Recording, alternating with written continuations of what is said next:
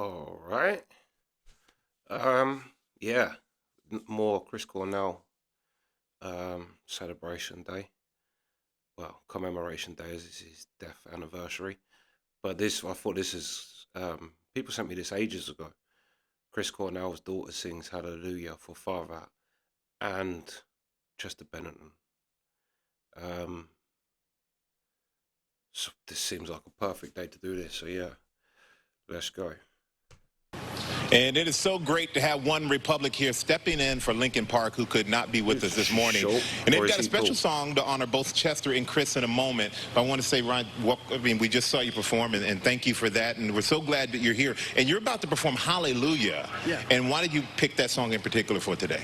Chester sang this at Chris's funeral, and this is arguably one of the greatest songs written in the last 50 years, I think, by most people's accords. It's a very special song to us, and I think to most people, and especially to Tony as well.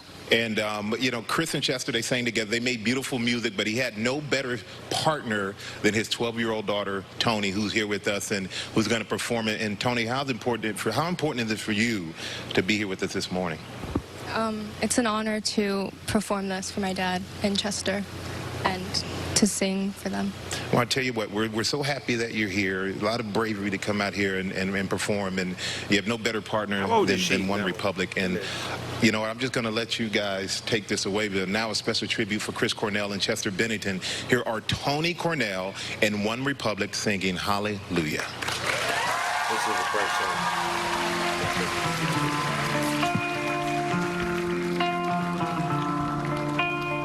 Heard the words, a secret chord David played and it pleased the Lord. But you don't really care for music, do you? It goes like this: the fourth, the fifth, the minor fall, the major lift, the baffled king composing hallelujah, hallelujah.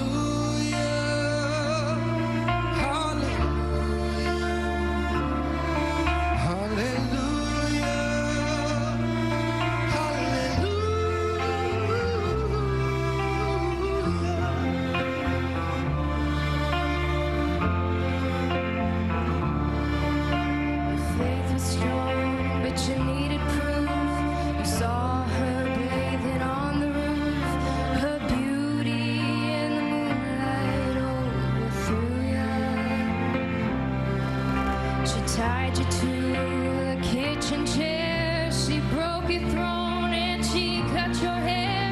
And from your lips she drew the hallelujah.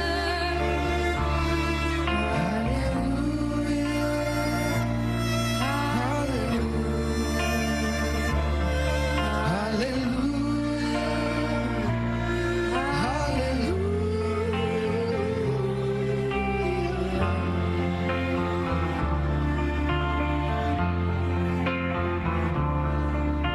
Say I took the name in vain. I don't even know the name. If I did, well, really, what's it to you? There's a blaze of light in every word.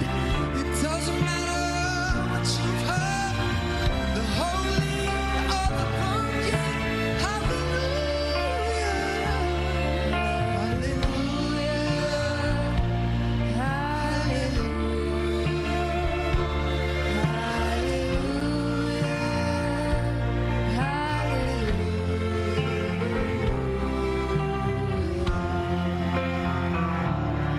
Do you know what? There's a thing Jordan Peterson says where he talks about strength, and that you should be strong. And he says people misinterpret that for power and corruption, but that's not strong.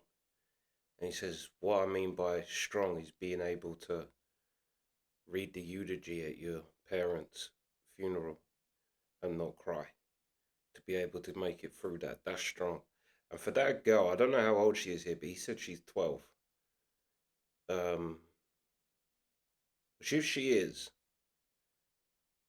she's, yeah, fair play. Because one thing is your, yeah, your, what's the word? You're singing for two loved people, but one of them's actually her dad. Like, she has a whole different thing to what we do. Do you know what I mean? It's like we see Chris Cornell, but she's, do you know what I mean? That's her dad. And yeah, this is sad. This is sad to see her. It's making me go tingly. Like, but she's got a great voice too. She's got like a real, like, different from her dad, where her dad had so much aggression, and like she's got that soft. But yeah, that's a big thing for a kid to do like that. And yeah, fair play. I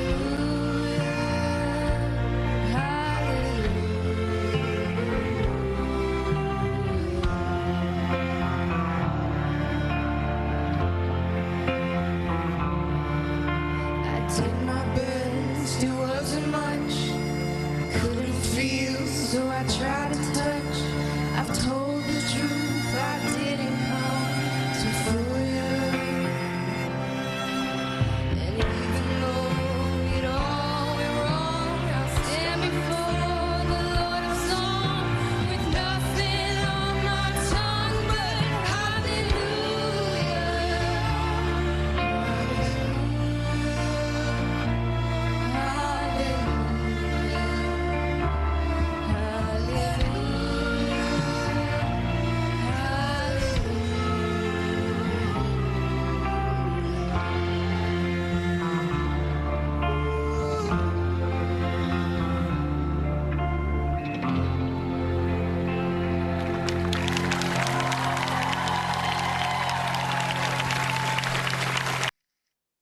Fair play.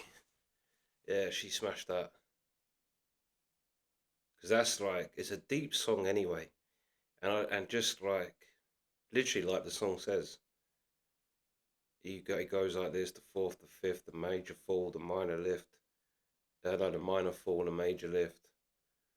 The baffled king composing hallelujah.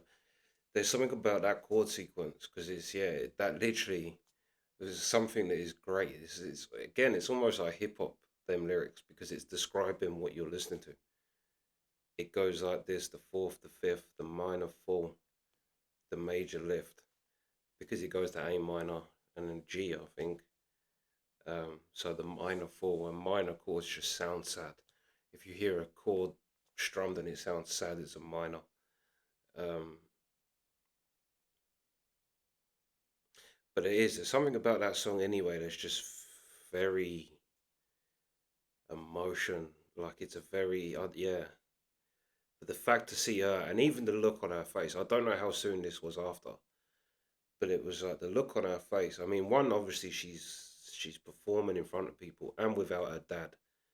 Like, obviously she's got up in front of Chris Cornell's crowds and that, but, and obviously that's, I suppose, still Chris Cornell and Chester Bennington, and she probably knew him too. It was as close as Chris and Chester was. But I actually thought it was the other way around. I thought Chester Bennington died first, and um, yeah, Chris was the next one. Uh,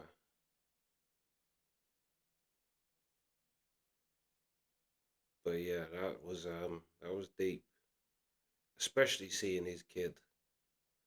It makes it just all that more real when you see her, like the look on her face as well. It's, yeah, and she smashed it.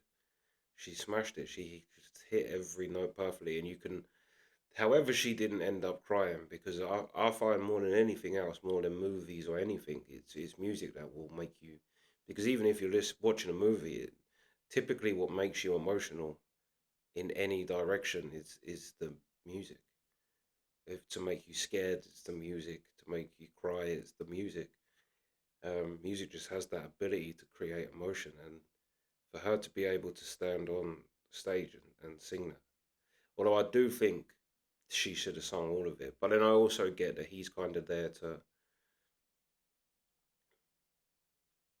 help her. and keep like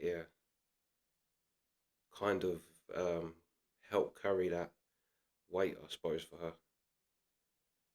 But yeah, that was that was deep, kind of real kick in the emotions. That, but yeah, that's the reaction. Sweet.